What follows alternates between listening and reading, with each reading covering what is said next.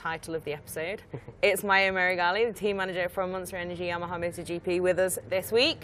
I'm Fran Wyld, and Elliott York is back now, back in circulation. Yeah. So, Maio, first very easy question. How are you? I had a much better moment. Is it a stressful day? Yeah, it is. I think that's going to be one of the most stressful weekends. In a way, we lost some pressure that we really had until a couple of races ago. Now, anyway, here is everything or nothing. There is not much more. Literally, it's win or... Yeah. And we arrive here, as always, with only one aim here. You know, in a certain moment we also thought that we could play a bit, try to manage, but now there is nothing anymore to manage, and we have just to go for the victory. Does that make it, in a sense, a little bit easier come in, knowing you've got to win or else it's over, or are you still... How's Fabio feeling as well? Is he seems a bit relaxed from what I've seen of him, but yeah, does it make it easier just knowing that you've got to come here and win, basically? Yeah, as I said, for sure it's a stressful weekend, but we feel less the pressure because anyway now, let's say that we lost already what we could lose, and now we are just focused, and we won't try to win, and we know that it won't be easy.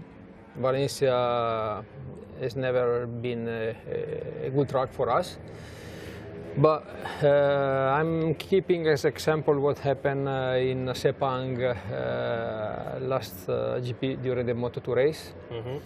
Yeah. Everything can happen. It really can. MotoGP as well. Yeah, I think maybe a little bit too soon, and we say this with love, but I think that will become known as an Agura in the future. So it draws the drama, unfortunately, for the Japanese rider at the end of that race. But yeah, talking about Sepang though, for you guys, that must have been the most stressful of the season, surely. For us watching, it was very tense, obviously being in the middle and not Yamaha. Tense for what's Bastianini going to do, Bagnaia start, everything all at once, and then Fabio with Bezzecchi coming, and is he going to hold on to it? How was that from the team perspective? And also the result, because he needed that and he got exactly what he needed. Let's start from Saturday. Please, because, talk us through it. We did not expect a crash in FP4.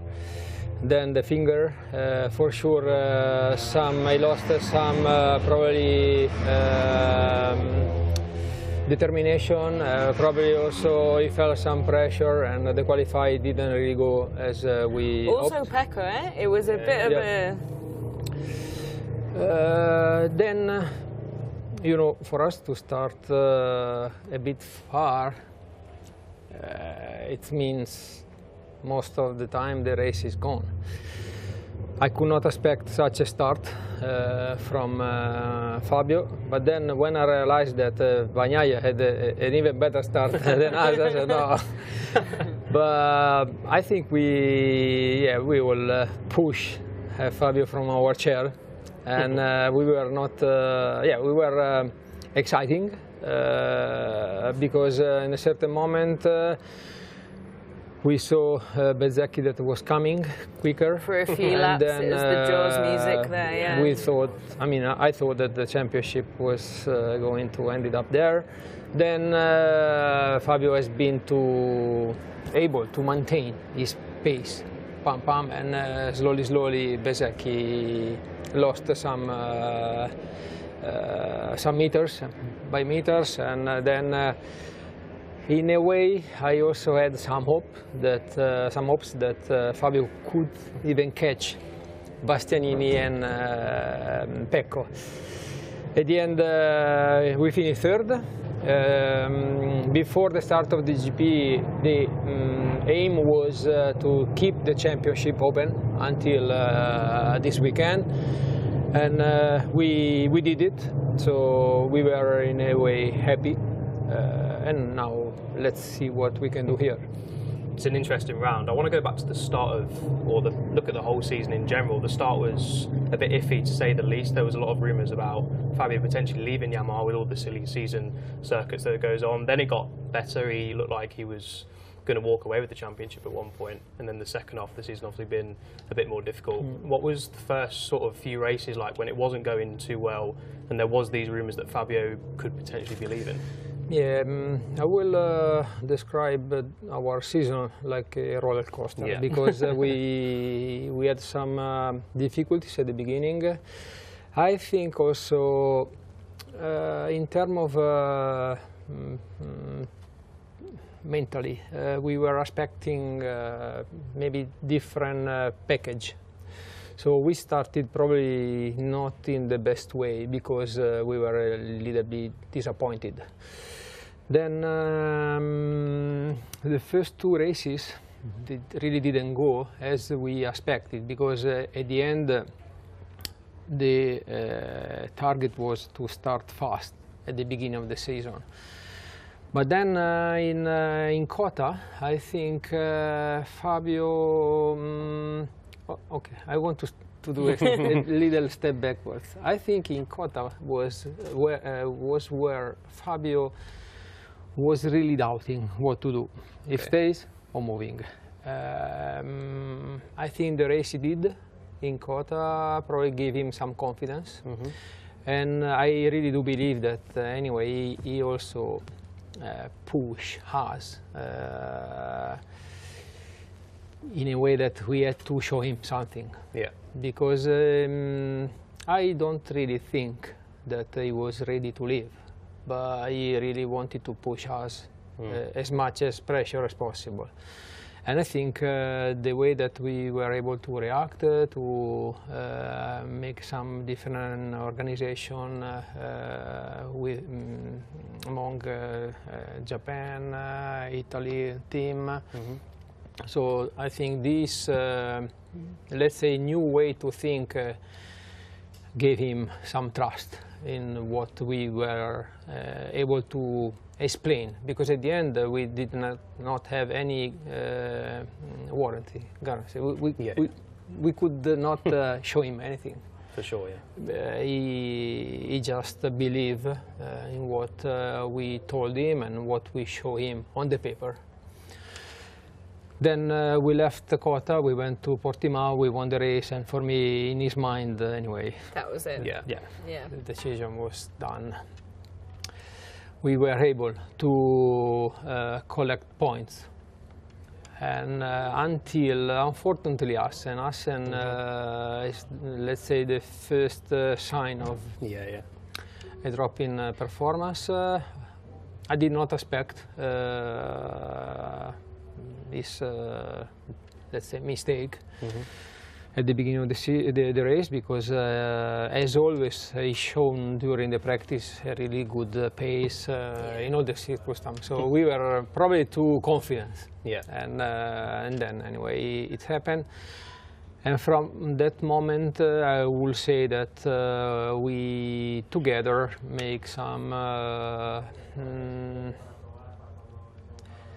no mistakes, but anyway, we lost points in... Not in Austria. Not in Austria. Which is the surprising and impressive one. But also last year. So. Yeah, true. On the paper, it's not one of our favorite circuits, but also the new chicane, the really hard-braking, Fabio is a monster. Monster is a good word for your team. Yeah, there we go. And then... Misano, then we went to, where we went? Overseas. Aragon, anyway, I think has been unlucky because it was in the wrong place, in the wrong moment. That was pure... He could not do anything. For anyone listening who doesn't agree, you need to watch the angle from Marc Marquez's social media posts to see quite how much of just pure bad luck it was. But yeah, unfortunately, qualifying that little bit further back, obviously there's a bit more risk there. But the flyaways, then some good moments. We made a mistake in Thailand, where the pressure of the tire were not the good one. Unfortunately, anyway, everybody had all the session on the dry, and then we race on the wet, but we missed something when we calculate the pressure. Then we went to MotoGP. I'm also struggling to remember. No, MotoGP. Japan was before Thailand. It all sort of blends into one, doesn't it? Exactly. Yeah, well, then also anyway in MotoGP was difficult. Yeah. Then in my mind, the next 3 races were Philippines not bad for us. Then there was Sepang for me in between Philippines and Valencia, but Valencia anyway for me is the trick. Is the Really? Okay. Yeah. We could not achieve any results in Phillip Island, but then anyway we did a really decent race in Sepang. And what do you make of Fabio's performance this year?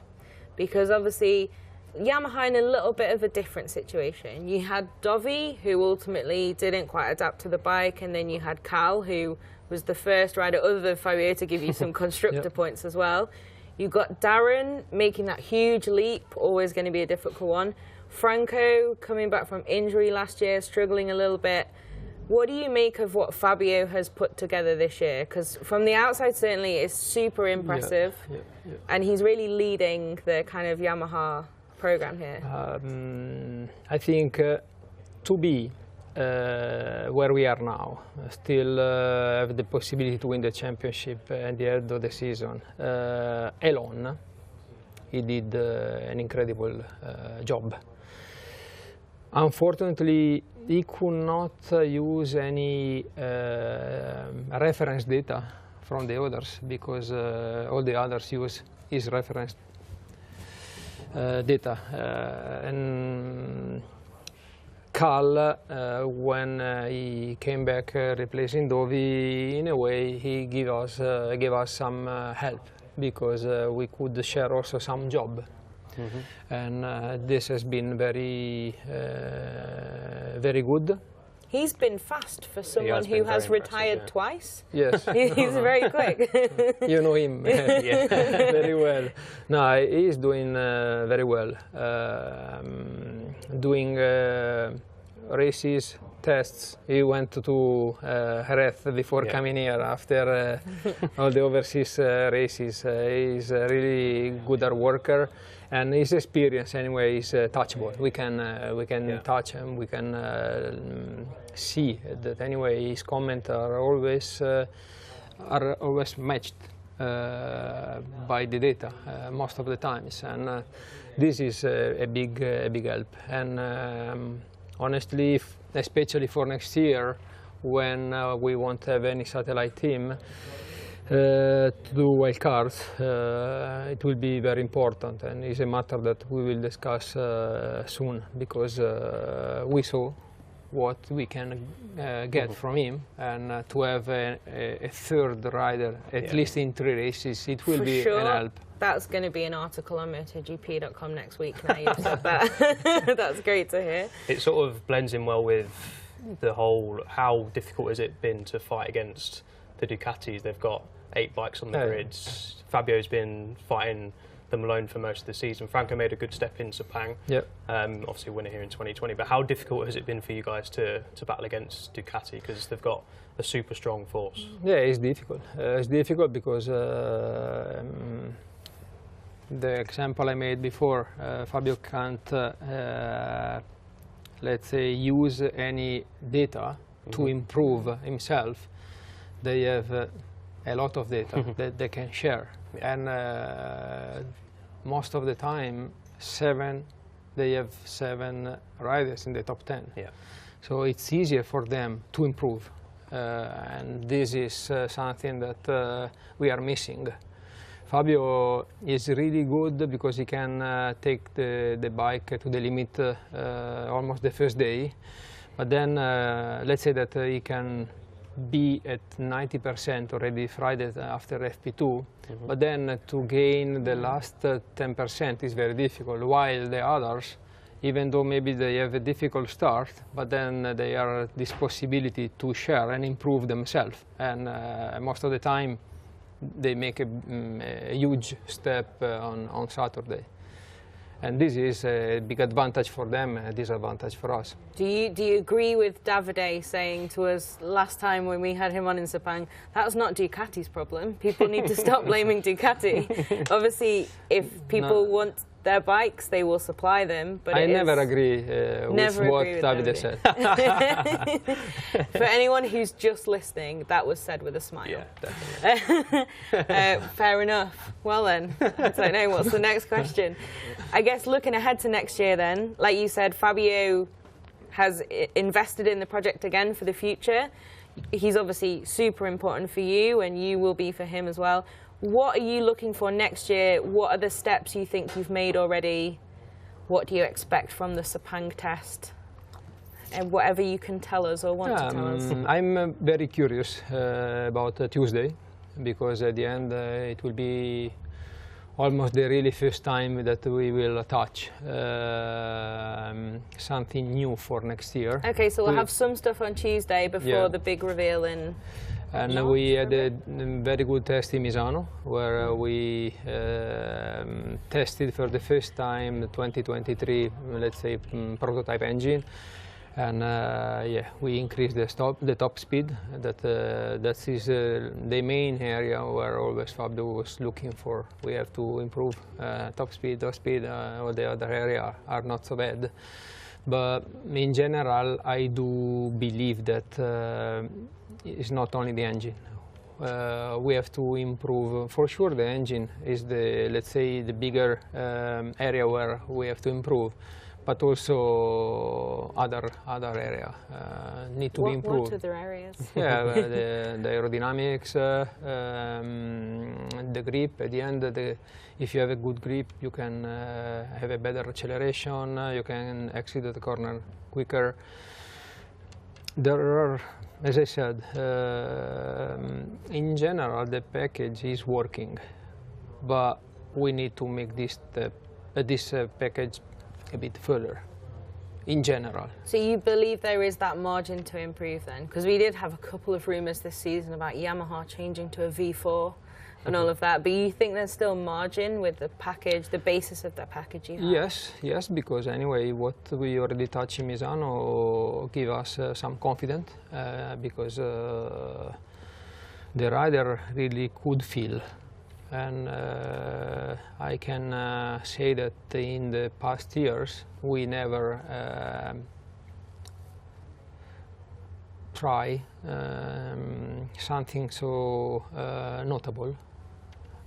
It has been always a little step, but this time the step has been important, and also it did not change any character of the engine. It's just from the fourth, fifth, and sixth, the riders are feeling that the engine is pushing much more, and also the first comment that both riders said that it was easier to make quick, fast lap time. So like your dream first feedback, no? Yeah. When you bring a step like that. For sure, the path is the good one. We've not got long left, but just finally, how are you going to treat this weekend from tomorrow? Is it just going to try and focus on being just a normal weekend, or is there anything you're going to do differently to try and get a step ahead? I would like to say normal in the way that we are approaching, but if there will be the possibility to try, because we never try different setups. Usually we always adjust. If here there will be the possibility or the needs, or they found maybe during the 2 days they will come up with maybe something different, that's I think is the time to test. And I really hope that also Franco will continue what he started in Sepang, because in Sepang He did a really huge step. He has been quick in all the circumstances, wet in FP1, even when it was half and half, that is a circumstance that usually is not good for us. In quali, where usually it was the session where he was struggling for the most.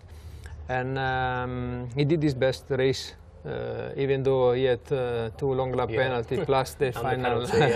And he pushed Pecco out of Q2, no? I think at the end of FP3. I think it was Franco. Yeah, when he got the penalty, because the 2 long lap penalty was imposed because he was going slow. Yeah, no, I remember that one. But I think he was the rider in the end of FP3 who sent Pecco and Jack to Q2. I think he was 10th. So, sorry, to Q1. Because, so he was a good teammate for that. But yeah, now do you expect that to carry forward here? Because it was a shame. He had the long laps, and then it's just like hard to come back from that and make that progress, especially at Sepang with a little bit slower on the straight. In my opinion, it has been important for himself. And it must be a tough season. Yes, very tough. And every time we saw that we were getting better and better, and then we drop again down. And what he did in Sepang, for me, was huge. Compare the little improvement he did in Austria, in Misano, or in Aragon, but in Sepang, for me, he did what we know he is capable of. The old Franco, we show him the old Franco, and I really hope and believe that here anyway he can start as he finished there. Not with the penalty. We'll see. It was unfortunate timing, wasn't it? There, just to add a little insult to injury there. But also, sorry, in this way, for example, Sepang has been the only race where Fabio can also evaluate Franco data. Yeah, that's true. It's an important step, isn't it? So I think we're almost out of time now. No, I know. I'm sorry. We would love to start enjoying. We just give you a list of Davide's statements, and you can say yes or no. Keep the meme going into next year. But it was great to talk to you, and thank you. Great to hear as well. Obviously, we heard from Fabio after the Misano test. He sounded super hopeful. Great news, everything else. Also, to hear you backing that up now, lots of excitement for Tuesday. And for everyone else as well, remember it's all live on MotoGP.com on Tuesday as well. Thanks very much, Maio. You're welcome. Now we'll pass down I hope you are bringing good luck for We'll Sunday. try our best. We're neutral, but we'll try our best. Good luck this weekend. Very much. Thank you. Thank you.